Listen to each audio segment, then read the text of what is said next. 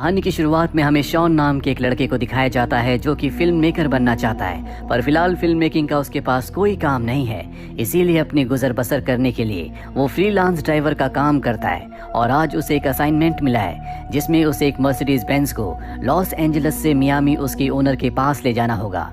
इस असाइनमेंट से वो बहुत खुश होता है क्योंकि मियामी में उसकी सिस्टर की मैरिज भी है जिसे वो अटेंड कर सकता है। लेकिन इस काम में एक शर्त ये होती है कि वो रास्ते में किसी को भी गाड़ी में लिफ्ट नहीं देगा और गाड़ी किसी तरह से डैमेज नहीं होनी चाहिए, साथ ही गाड़ी को टाइम पर पहुंचाना होगा। शॉन अपने सफर पर निकल पड़ता है और जब वो रास्ते में सुनसान हाईवे पर होता है तभी उसकी गाड़ी का टायर फट जाता है, जिससे वो बहुत परेशान होता है क्योंकि उसे गाड़ी को टाइम पर पहुंचाना है। अब वो गाड़ी को टो करके गराज में ले जाता है। गराज का जो ओनर होता है वो कहता है कि इसमें टाइम लगेगा, हमें कल तक इंतजार करना होगा। अब शॉन देखता है कि उसका वॉलेट कहीं पर गिर गया है। उसने अपनी बहन की वेडिंग के गिफ्ट के लिए जो पैसे रखे होते हैं वही पैसे वो गराज के ओनर को देता है और सामने एक छोटे से मोटेल में रात को स्टे करने के लिए चला जाता है। अब जब वो अपने मोटेल के बेड पर लेटा होता है तभी उसे अपने साथ वाले कमरे से किसी के जोर जोर से बात करने की आवाज आती है। शॉन उन आवाजों को सुनने की कोशिश करता है और उसे कुछ समझ नहीं आता। वो विंडो से बाहर देखता है जहाँ पर एक कार खड़ी होती है।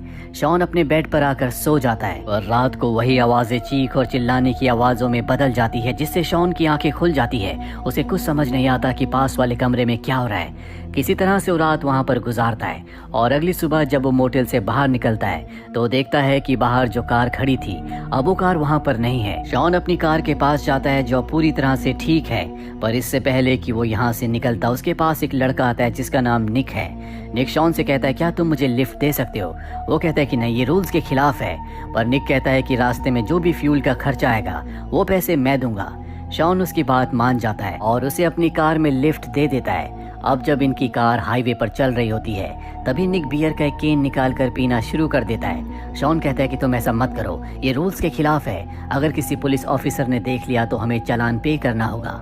उसकी बात मानकर निक केन बाहर फेंक देता है और वो केन सीधा जाकर गिरता है पुलिस की गाड़ी पर। इसके बाद पुलिस ऑफिसर शॉन का चालान काटता है। अब रात को एक मोटेल में रुकते हैं जहाँ पर इन्हें खून दिखता है। ये वहाँ से बाहर आ जाते हैं जहाँ पर 4 लोग होते हैं जिसमें 2 लड़के और 2 लड़कियां हैं। इनके ग्रुप का जो लीडर होता है उसका नाम किट होता है। किट शॉन से कहता है कि हमें तुम्हारी मदद की जरूरत है, हमारी गाड़ी खराब हो गई है। शॉन देखता है कि वही गाड़ी है जो एक रात पहले उस मोटेल में थी जहाँ पर उसने स्टे किया था। शॉन इनकी मदद करने के लिए तैयार हो जाता है और इनकी मदद करने के बाद वो किट से पूछता है क्या एक रात पहले तुम किसी मोटेल में रुके थे?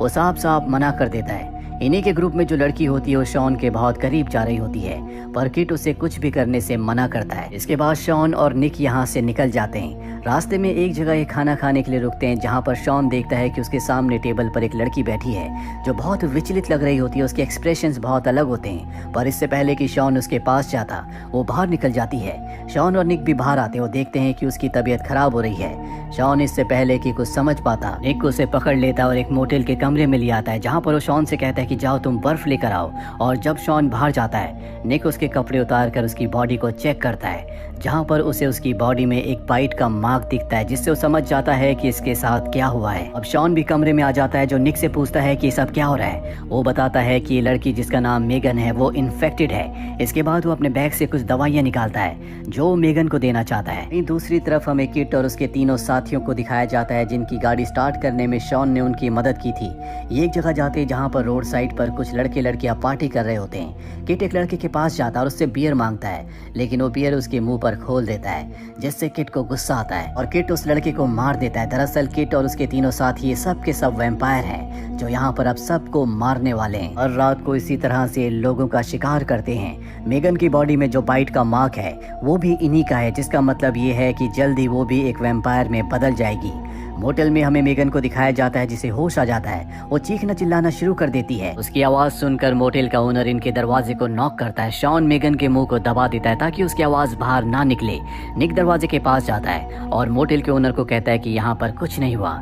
इसके बाद जब वो अंदर आता है तो मेगन को इंजेक्शन देकर बेहोश कर देता है। दरअसल इन्होंने मेगन को बाथटब के अंदर रखा है क्योंकि उसकी बॉडी का टेम्परेचर लगातार बढ़ रहा होता है। और अब शॉन देखता है कि उसके हाथ में मेगन ने काट लिया है, यानी कि वो भी ऑलरेडी इन्फेक्टेड हो चुका है, जिस वजह से वो बेहोश हो जाता है।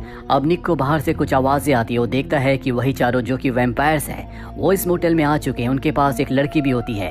वो मोटेल के ओनर को मार देते हैं और लड़की को मोटेल के अंदर ले आते हैं। निक चुपचाप अपने कमरे से देखता रहता है क्योंकि उसे पता है कि रात को वैम्पायर्स बहुत ताकतवर होते हैं, लेकिन दिन के उजाले में धूप की रोशनी में वो नहीं निकल सकते क्योंकि धूप की रोशनी में उनकी मौत हो जाती है। अब सुबह होने पर जब शॉन को होश आता है तो निक उसे वैम्पायर की गाड़ी के पास लेकर आता है, जहाँ पर उन चारों में से एक गाड़ी के बोनट पर लेटा होता है, जिससे निक को समझ में आ जाता है कि ये उन चारों में से एक है जो वैम्पायर नहीं है। दरअसल ये पूरी तरह से इंसान है जो दिन की रोशनी में वैम्पायर्स के लिए काम करता है। दरअसल सुबह होने से पहले वैम्पायर्स को गाड़ी की डिक्की में रखकर एक जगह से दूसरी जगह ले जाता है, पर आज ये कुछ ज्यादा देर सो गया। अब इन दोनों की आहट से उसकी आंख खुल जाती है, पर इससे पहले कि वो कुछ कर पाता निक उसके ऊपर हमला करके उसे बेहोश कर देता है, जिसके बाद वो गाड़ी की डिक्की खोलता है। उस डिक्की में उन तीनों वैम्पायर्स में से एक वैम्पायर होती है जो सूरज की रोशनी की वजह से जलकर मारी जाती है। शॉन को भी अब विश्वास हो जाता है कि इस दुनिया में वैम्पायर होते हैं। मेगन भी उनका शिकार है और वो खुद मेगन का शिकार बन चुका है, जिसका मतलब ये है कि बहुत जल्दी वो भी वैम्पायर बनने वाला है। अब जिसे निक ने मारकर बेहोश किया था उसे होश आ जाता है। वो जल्दी से गाड़ी को ड्राइव करके बैक करता है और मोटेल के अंदर डाल देता है, जहाँ पर दो वैम्पायर्स होते हैं। वो अपने आप को कवर करके गाड़ी की डिक्की में बैठकर यहाँ से भाग जाते हैं। साथ ही ये मोटेल को भी ब्लास्ट कर देते हैं क्योंकि अपने पीछे कोई भी सुराग नहीं छोड़ते। इसके बाद निक, शॉन और मेगन तीनों की तीनों गाड़ी से यहाँ से निकल जाते हैं। रास्ते में शॉन की तबीयत खराब हो जाती है। दरअसल अब वो धीरे धीरे वैम्पायर बन रहा है। निक उससे कहता है कि तुम्हें दवा ले लेनी चाहिए, नहीं तो तुम बहुत जल्दी वैम्पायर बन जाओगे। लेकिन शॉन उस एंटीडोट को नहीं लेना चाहता क्योंकि उसे पता है कि वो एक तरह का ड्रग्स है। जिसके बाद निक उसे अपने हाथ में वैम्पायर का बाइट मार्क दिखाता है और कहता है कि 1 साल पहले वैम्पायर ने मेरे हाथ पर काटा था, पर इन्हीं ड्रग्स की वजह से, इन्हीं एंटीडोट्स की वजह से मैं अब तक इंसान हूँ और मैं वैम्पायर के वायरस को अपने शरीर में 2 और सालों तक रोक सकता हूँ। इसके बाद मैं भी वैम्पायर बन जाऊंगा। अगर मुझे हमेशा के लिए इस वायरस को खत्म करना है तो मुझे वैम्पायर के लीडर को, जिसका नाम किट है, उसे मारना होगा। और एक यही कारण होता है कि निक इनका पीछा कर रहा है। दरअसल वो किसी भी कीमत पर किट को मारना चाहता है ताकि वो हमेशा इंसान बना रहे। अब ये एक रेस्टोरेंट में जाते हैं जहाँ पर निक शॉन को बताता है कि हजारों साल पहले 9 सूरवीर योद्धा हुआ करते थे, जिनमें से 8 ने शैतान के साथ समझौता कर लिया और अपने 9वें साथी को मार दिया। इसका रक्त उन 8 सूरवीर योद्धाओं ने पिया और इस तरह से वो दुनिया के पहले 8 वैम्पायर्स बन गए। अगली सुबह उन्हें अपने किए पे पछतावा हुआ और वो गुफाओं में रहने चले गए। कई हजारों सालों तक वो गुफाओं में रहे, जिसके बाद उन्होंने इंसानों को काट कर वैम्पायर्स बनाया और इस तरह से इस दुनिया में 8 अलग अलग तरह के वैम्पायर्स हुए। और अगर किसी भी वैम्पायर्स की जाति को, उसकी पूरी चेन को खत्म करना है तो हमें सबसे पहले वैम्पायर को मारना होगा। दुनिया में अलग अलग लोगों ने 4 वैम्पायर्स को मार दिया। अब भी 4 वैम्पायर्स इस दुनिया में है, जिसमें से 2 अमेरिका में है और एक उनमें से किट है। अगर हम किट को मार देंगे तो उसके नीचे जितनी भी चेन है, यानी कि जितने भी वैम्पायर्स हैं, वो सब के सब मारे जाएंगे और जो वैम्पायर्स बनने वाले हैं वो कभी वैम्पायर्स नहीं बनेंगे। इसीलिए मैं किसी भी कीमत पर किट को मारना चाहता हूँ, लेकिन उसे किसी पवित्र स्थान पर मारा जा सकता है। ऐसे एक पवित्र स्थान को मैं जानता हूँ जो कि एक स्पेनिश चर्च है। हमें वहाँ जाना होगा। उसने मेगन को बाइट किया है, जिसका मतलब ये है कि उसे पता होता है कि मेगन कब और कहाँ पर है और जब तक वो उसे अपना शिकार ना बना ले तब तक वो मेगन का पीछा करेगा और इसी बात का फायदा उठाकर हम उसे स्पेनिश चर्च में खत्म कर सकते हैं। ये तीनों के तीनों गाड़ी से उस तरफ निकल पड़ते हैं और अब किट भी अपने साथियों के साथ इन तक पहुंच चुका है। वो इनकी गाड़ी पर गोलियां चलाता है। रात को उसकी शक्तियां पहले से बहुत ज्यादा बढ़ चुकी है, पर किसी तरह से ये उसे चकमा देकर यहाँ से निकलने में कामयाब हो जाते हैं। पर कुछ दूर जाकर ये देखते हैं कि इनकी गाड़ी का जो फ्यूल टैंक है वो लीक हो चुका है। इन्हें एक जगह फ्यूल का एक केन मिल जाता है, पर इससे पहले कि ये फ्यूल को फिल कर दे मेगन गाड़ी लेकर यहाँ से निकल जाती है। पर इन्हें पता है कि गाड़ी का फ्यूल टैंक लीक है, इसीलिए मेगन बहुत दूर तक नहीं जा सकती। दोनों उस दिशा की तरफ चलना शुरू कर देते हैं जिस तरफ मेगन गई है। जल्दी इन्हें कार मिल जाती है, पर उसमें मेगन नहीं होती। ये कार में फ्यूल डालते हैं और यहाँ से आगे बढ़ते हैं जहाँ पर इन्हें मेगन मिल जाती है, जो लगातार चल रही होती है।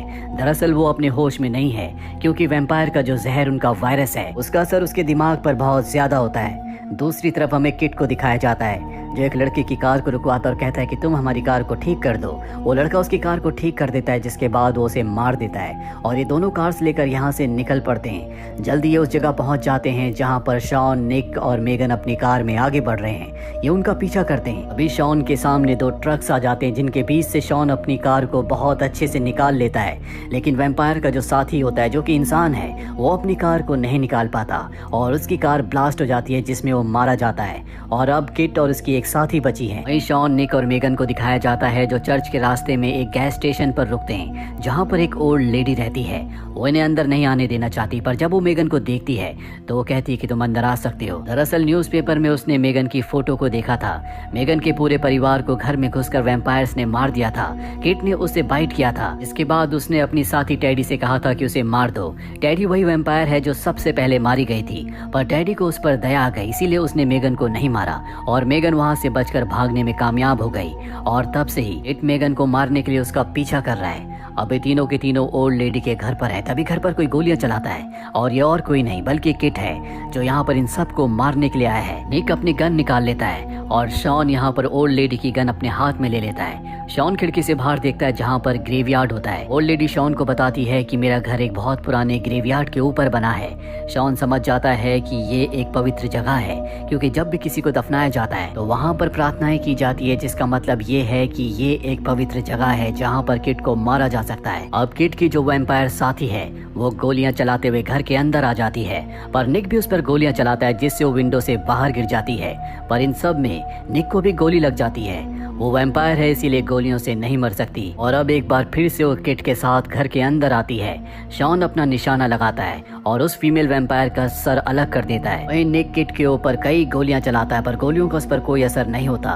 शॉन उसके सामने आता है जिसे वो बहुत बुरी तरह से मारता है और अब वो उस कमरे में चला जाता है जहाँ पर ओल्ड लेडी और मेगन छुपी हुई है। किट को पता है कि मेगन इसी कमरे में है क्योंकि वो उसे सेंस कर सकता है, पर इससे पहले कि वो उस तक पहुंचकर उसे मारता, शॉन गाड़ी लेकर अंदर आ जाता है और किट को गाड़ी से दबा देता है। वो लगातार उसे दबा रहा होता है, पर यहाँ पर किट की किस्मत अच्छी होती है कि गाड़ी का फ्यूल खत्म हो जाता है जिससे अब वो आजाद हो चुका है और अब वो शॉन को मारने के लिए उसकी तरफ बढ़ रहा होता है। तभी शॉन उस पर गोली चलाता है। गोली से झटका लगने की वजह से वो पीछे जाता है और गलती से सन बीम्स की यानी कि सूरज की किरणों के नीचे आ जाता है। दरअसल अब सुबह हो चुकी है और सूरज की किरणों के नीचे आने की वजह से वो ब्लास्ट हो जाता है। उसके ब्लास्ट होने की वजह से पूरा का पूरा गैस स्टेशन एक ही बार में ब्लास्ट होता है और इस तरह से किट की मौत हो जाती है। और उसकी मौत की वजह से उसने आज तक जितने भी वैम्पायर्स बनाए वो सब के सब अपने आप ही मारे जाएंगे। साथ ही यहाँ पर शॉन और मेगन जो कि वैम्पायर बनने वाले थे, अब उनके ऊपर उसके जहर का, उसके वायरस का कोई असर नहीं होगा, यानी कि वो दोनों इंसान रहेंगे। ये चारों के चारों बच तो गए हैं, लेकिन शॉन और निक की हालत बहुत खराब होती है, इसीलिए इन्हें हॉस्पिटल ले जाया जाता है। अगली सुबह खतरे से बाहर आ जाते हैं। मेगन शॉन को बाय बोलकर यहाँ से निकल जाती है, जिसके बाद शॉन निक से मिलने जाता है, पर निक उससे पहले ही हॉस्पिटल छोड़कर जा चुका होता है। उसने शॉन के लिए एक लेटर छोड़ा है, जिस लेटर में लिखा होता है कि अब भी वो खतरे से बाहर नहीं निकला, यानी कि उसके ऊपर वैम्पायर के वायरस का जो असर है वो ज्यों का त्यों है, जिससे शॉन समझ जाता है कि जिस वैम्पायर ने उसे बाइट किया था वो किट नहीं बल्कि कोई और है। और अब निक उसकी तलाश में उसे खत्म करने के लिए निकल चुका है। 3 महीने बाद निक के आगे एक गाड़ी रुकती है और उस गाड़ी में शॉन होता है जो पिछले 3 महीनों से उसे ढूंढ रहा था। वो कहता है कि मैंने पता लगाया है कि एक वैम्पायर डेनवर में है, हमें यहाँ से डेनवर जाना चाहिए। जिस तरह से तुमने मेरी मदद की थी मैं भी तुम्हारी मदद करूंगा। और अब ये दोनों के दोनों उस वैम्पायर को मारने के लिए डेनवर की तरफ निकल पड़ते हैं। और इसी के साथ ये फिल्म, ये कहानी यहीं पर खत्म हो जाती है। उम्मीद करते हैं कि वैम्पायर्स की ये कहानी आपको पसंद आई होगी।